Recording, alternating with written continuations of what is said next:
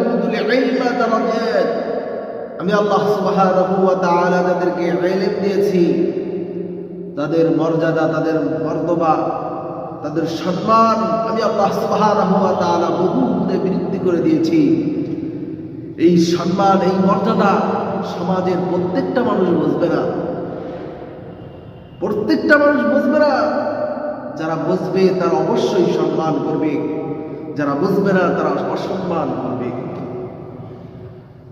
আল্লাহ রাসূল সাল্লাল্লাহু আলাইহি ওয়াসাল্লাম বলেছেন, তোমরা আলেমদেরকে সম্মান করো, আলেমদেরকে মহব্বত করো, আলেমদেরকে সাহায্য করো।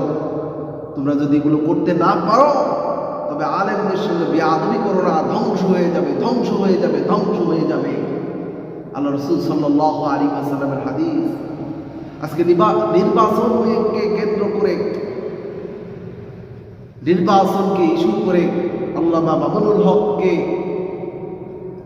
তুইতাকারী, তাকে অপমানজনক ব্যবহার করা হচ্ছে, তার সঙ্গে এইভাবে করে তাকে অপদস্থ করার চেষ্টা করা হচ্ছে।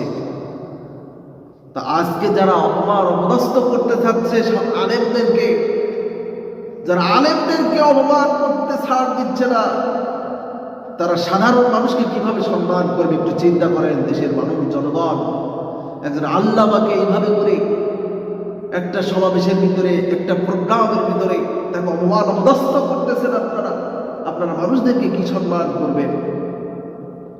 নির্বাচনের মুখে পড়ে নেতাকে খুশি করতে গিয়ে আজকে কি না করতেছেন। আল্লাহকে ভয় করেন, মৃত্যুকে ভয় করেন। আলেমদের সঙ্গে যারা দুর্ব্যবহার করে, খারাপ ব্যবহার করে, এদের জন্মের ভিতরে সমস্যা আছে। এরা জারজ সন্তান, পিতৃ পর্যায়হীন সন্তান।